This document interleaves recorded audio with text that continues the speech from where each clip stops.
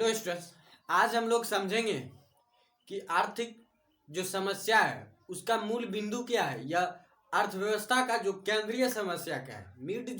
Mid point वाली जो समस्या होती है हमारे इकोनॉमिक्स में वो क्या है वास्तव में। सबसे पहले हम समझते हैं कि आखिर हमें कोई चीज़ चुनना है या कोई चीज़ उत्पादन करना है तो हमें कौन कौन सी जो कारण का जवाब देना होता है, ये कौन कौन से सवाल खड़े होते हैं।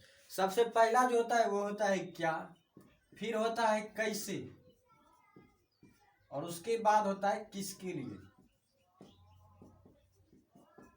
जैसे कि मान लीजिए हम एक स्टूडेंट हैं, हम भी जो है एग्जाम पास करना चाहते हैं, इसीलिए जो आप हमारे वीडियो को देख रहे हैं, कुछ सीख रहे हैं, और मैं भी जो है पढ़ा रहा हूँ। हर व्यक्ति के जीवन में कोई ना कोई लक्ष्य होता है, तो उसके आधार पर भी हम यदि देखें, अपने एम पर भी देखें, तो जो है ये तीनों सवाल जरूर होते हैं कि हम जो है सक्सेस पाने के लिए क्या करें। उसके बाद होता है हम सक्सेस पाने के लिए जब हमें क्या का जवाब मिल जाता है, जैसे कि मान लीजिए हम सक्सेस पाने के लिए क्या करें, तो आंसर आता है मेहनत। अब फिर उसके बाद इसमें जो पॉइंट आता है कि फिर जो है सक्सेस पाने के लिए मेहनत कैसे करें, जब इसका जवाब मिल जाता है फिर होता है हम मेहनत किसके लिए करें या किसके लिए कर रहे हैं। तो ये जो तीन सवाल है ये हर चीज के उत्पादन में होता है। तो यहाँ पर इकोनॉमिक्स पढ़ रहे हैं तो इसलिए जो यहाँ पर इकोनॉमिक्स के उत्पादन की दृष्टि से देखेंगे, मान लीजिए हम कोई फसल उत्पादन करना चाहते हैं, हम एक किसान हैं, तो जो हमें ये तीनों समस्या जरूर आएंगी। और इसमें एक और समस्या आएंगी, वो है कितना या कितनी। क्योंकि जो सबसे पहला मान लीजिए हमारे पास कुछ एकड़ खेत है और हमें डिसाइड करना है कि हमें जो उत्पादन करना है, तो अब डिसाइड करना पड़ेगा कि चारों सवालों का जवाब चाहिए। तो ये जो है क्या और कितना एक ही सवाल में आ जाता है, इसलिए जिसके अर्थव्यवस्था केंद्रीय समस्या के जो तीन मूल बिंदु होते हैं या तीन भाग होते हैं। सबसे पहला भाग में हमें जवाब देना होता है क्या, जैसे हम फसल उत्पादन करना होता है तो हम क्या फसल उत्पादन करें, बहुत सारे हैं, गेहूँ, मक्का, बीज, गन्ना, बहुत सारे फसल हैं, तो हम क्या उत्पादन करेंगे। सबसे पहले हमें ये डिसाइड करना होगा। उसके बाद कि हमें कितना मात्रा में करना है। मान लीजिए हम जो है हमारी इच्छा है कि हम गन्ना और गेहूं एक साथ करना चाहते हैं, तो वहां पर जो हमें मात्रा ढूंढनी होगी, खेत के क्षेत्र के हिसाब से जो हमें मात्रा डिसाइड करनी होगी फसल के बीज की। तो इसलिए जो हमें इसका जवाब भी ढूंढना होगा। जब इसका जवाब मिल जाएगा तो हमें जो इसका भी जवाब चाहिए कि अगर मान लीजिए हमने ये डिसाइड कर ही लिया कि हमें गेहूं का उत्पादन करना है, तो जो अब गेहूं का उत्पादन कैसे करेंगे इसका भी जवाब चाहिए। उसके बाद है कि गेहूं का उत्पादन किसके लिए किया जाए, तो इसका भी जवाब चाहिए। तो हम किसी भी चीज़ का उत्पादन सबसे पहले प्रॉफिट के लिए करते हैं। उसके बाद कि हम जो है अनाज लोगों को अन्न देने के लिए या अपना पेट भरने के लिए, अपनी भूख मिटाने के लिए, या अपने जो है भोजन के लिए जो अनाज की जरूरत होती है उसके लिए हम उत्पादन करना चाहते हैं। तो यहाँ पर जो इन चारों सवालों के जवाब और ये तीन भागों के जवाब हमें देने होते हैं। पॉइंट 4 है क्या, कितना, कैसे, किसके लिए। भाग 3 ही है कि जैसे उत्पादन के लिए 3 ही भाग है, उत्पादन क्या किया जाए और कितनी मात्रा में किया जाए। पहला जो भाग है उत्पादन की दृष्टि से जो अर्थव्यवस्था में जो समस्या आती है, अर्थव्यवस्था की जो केंद्रीय समस्या है वो 3 भाग में। पहला भाग है उत्पादन क्या जाए और कितनी मात्रा में किया जाए। उसके बाद है उत्पादन कैसे किया जाए। एक नंबर हो गया उत्पादन क्या किया जाए और कितनी मात्रा में किया जाए। दूसरा जो हमें पढ़ना उत्पादन कैसे किया जाए, और तीसरा जो हमें जवाब देना है वो है उत्पादन किसके लिए किया जाए। यही जो अर्थव्यवस्था की मूल समस्या है या अर्थव्यवस्था की केंद्रीय समस्या है। तो यही है, और इसको जो है हम उत्पादन की दृष्टि से, ये जो अर्थव्यवस्था की केंद्रीय समस्या है उत्पादन की दृष्टि से है, तो इसलिए जो है अर्थव्यवस्था की केंद्रीय समस्या जो है यही है। और इसे ही जो हम आर्थिक समस्या भी कहते हैं। हमें जो आर्थिक समस्या भी जो जीवन में आती इन्हीं 3 रूपों में आती।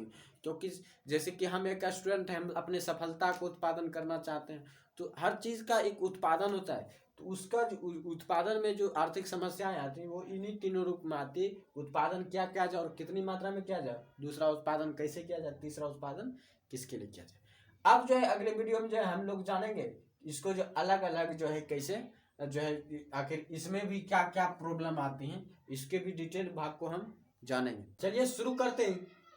फर्स्ट पॉइंट जो है अर्थव्यवस्था की केंद्रीय समस्या की, पहला भाग जो है क्या उत्पादन किया जाए। तो इसको समझते हैं आखिर हमें इसमें कौन कौन सी समस्या आती है। सबसे पहले समझते हैं हम मान लीजिए वस्तु को उत्पादन करते हैं, तो वस्तु का उत्पादन करते हैं। तो वस्तु कितने टाइप के होते हैं? तो वस्तु जो 3 रूपों में बांटे जाते हैं। सबसे पहला जो उपभोक्ता वस्तु कहते हैं, पहला होता है एक उपभोक्ता वस्तु, और इसी के विपरीत जो एक वस्तु होता है वो होता है पूंजीगत वस्तु।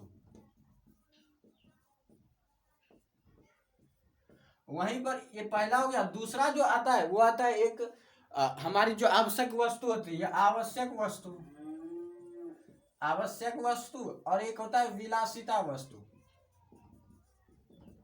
और थर्ड में जो होता है वो होता है एक निजी वस्तु और सार्वजनिक वस्तु। तो ये तीन ही वस्तुओं पर जो है हमारे जो उत्पादन टिका होता है। जो इनमें जो विकल्प होते हैं वो किस प्रकार आते हैं? विकल्प जो इसमें 3 रूपों में आते हैं। पहला विकल्प, दूसरा विकल्प और तीसरा विकल्प। तो पहला विकल्प में हमें 2 वस्तुओं में से किसी एक वस्तु को चुना होगा।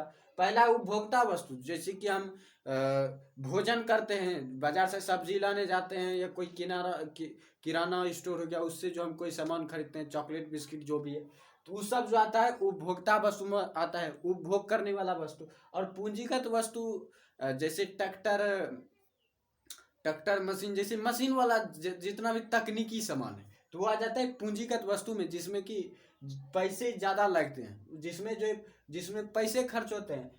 उपभोग वस्तु उसमें हो जाता है जिसको जो हम उपभोग करते हैं, वो जो है हमारे बायोलॉजिकल रूप से जो सहायता करता है। उसके बाद आता है आवश्यक वस्तु। आवश्यक तो हम भली भांति जानते हैं, वैसी वस्तु जो हमारी जरूरत है। और एक होता है विलासिता वस्तु, कि जो हम शौक के लिए करते हैं, जैसे कि मान लीजिए रोटी, कपड़ा और मकान, ये जो है हर इंसान की जरूरत है, मूलभूत आवश्यकता है। लेकिन वहीं पर उसके अलावे कुछ हो जाता है, जैसे कि हम ठंडी में जो है एसी हीटर लगाना चाहते हैं, वहीं गर्मी में पंखा चलाना चाहते हैं, तो ये सब हमारे शौक हुए। जैसे मोबाइल, तो ये सब हमारी विलासिता वस्तु हैं। वहीं पर आवश्यक वस्तु जैसे भोजन हो गया, तो ये सब हमारे, कपड़ा हो गया, ये सब हमारी जो आवश्यक वस्तु है।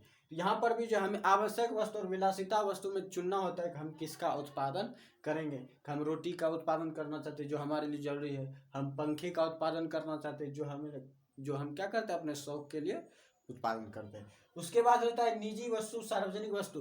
कि कुछ निजी वस्तुएं होते हैं, जैसे कि जो एक व्यक्ति के लिए ही जो है परफेक्शन होता है। जैसे कि मान लीजिए कि हम कोई दुकान खोलते हैं जो सिर्फ पर्सनली हमारे लिए है, हम अपने लिए खोलते हैं, तो पर्सनल वस्तु हो गया। जैसे कार मोटर, जैसे हम खरीदते हैं कार मोटर, तो वो सिर्फ अपने लिए खरीदते हैं, तो वो हो जाता है निजीगत वस्तु। और सार्वजनिक वस्तु हो जाता है, जैसे हम एक समूह के लिए जो कोई भी चीज़ खरीदते हैं, तो वह जाता है सामूहिक वस्तु। जैसे मान लीजिए हम पंचायत भवन का निर्माण करते हैं, उसमें भी पैसे खर्च होते हैं, आय खर्च होते हैं, आर्थिक समस्या वो भी है, तो उसके लिए जो हमें जो खर्च होंगे, तो वो जो वस्तु है वो चल जाएगा सार्वजनिक वस्तु में। ये 3 टाइप जो है, यही 3 विकल्प क्या उत्पादन, क्या हम 3 विकल्प का चयन करना होता है। 3 विकल्प, उपभोक्ता वस्तु और पूंजीगत वस्तु में हम किसका उत्पादन करेंगे, आवश्यक वस्तु और विलासिता वस्तु में हम किसका उत्पादन करेंगे, और निजी वस्तु और सार्वजनिक वस्तु में हम किसका उत्पादन करेंगे। तो ये 3 टाइप के उत्पादन में से जो है हमें 3 विकल्प होते हैं। क्या उत्पादन किया जाए में हमें जो है हमारे पास जो है 3 तरह के जो है हमें विकल्प मिलते हैं। उसके बाद आता है इसमें कि तकनीक की बात। क्या कि तकनीक खर्च क्या होता है? सबसे पहले होता है श्रम तकनीक, श्रम तकनीक, और दूसरा होता है पूंजी तकनीक। श्रम साधन तकनीक और दूसरा होता है पूंजी साधन तकनीक। श्रम साधन तकनीक और पूंजी साधन तकनीक, इस पर भी हमें ध्यान देना होता है कि अगर तकनीक में ही उत्पादन करना है तो उसमें भी हमें कैसा साधन, उसके लिए हमें जरूरत थी श्रम साधन तकनीक और पूंजी साधन तकनीक। श्रम साधन तकनीक जैसे कि मान लीजिए कि हम जो है कि हम कोई ट्रैक्टर का फैक्ट्री खोल रहे हैं बनाने का, तो वो हमारे लिए जो हो गया कि हम उसके जो है हम अपना जो है पूंजी प्राप्त करना चाहते हैं। लेकिन वहीं पर जो किस ट्रैक्टर बनाने के लिए, ट्रैक्टर कोई भी फैक्ट्री खोलने के लिए हमें जो ज़्यादा मजदूरों की ज़रूरत होगी, वो उसके लिए श्रम साधन तकनीक हो जाएगा। तो यही जो है यहाँ पर भी जो हमें चयन करना होता है तकनीक का। हम श्रम साधन तकनीक ज़्यादा वाला करना चाहते हैं जिसमें ज़्यादा मजदूर खटे, या हम पूंजी साधन तकनीक खर्च करना था जिसमें कम से कम जो है मजदूर खटे और हमें ज़्यादा से ज़्यादा पूंजी प्राप्त हो। यही जो उत्पादन है, क्या उत्पादन किया जाए, जो हमें 3 विकल्प मिलते हैं। उपभोक्ता वस्तु और पूंजीगत वस्तु में किसी एक को चुनना होगा, आवश्यक वस्तु और विलासिता वस्तु हम किसको चुनेंगे, और निजीगत वस्तु और सार्वजनिक वस्तु हम किसका उत्पादन करेंगे। चलिए शुरू करते हैं जो है उत्पादन कैसे किया जाए। तो अब समझेंगे उत्पादन कैसे किया जाए को। तो उत्पादन कैसे किया जाए जो समस्या है वो मूलतः जो है तकनीक की समस्या है, तकनीक चयन की समस्या है। ये जो चयन की समस्या है ये तकनीक चयन की समस्या है कि इसमें जो हमें तकनीक को चुनना होता है कि हम जो है, क्योंकि जो कोई भी काम को करने के लिए आज के समय में कोई भी काम को करने के लिए जो हमें मशीन की ज़्यादा हेल्प लेनी पड़ती है। तो इसलिए यहाँ पर जो ये उत्पादन कैसे किया जाए में जो मूल समस्या ये है तकनीक चयन की। जैसे कि मान लीजिए कि एक कपड़ा है, कपड़ा का दुकान हम खोलना चाहते हैं, एक कपड़ा का दुकान हम खोलना चाहते हैं।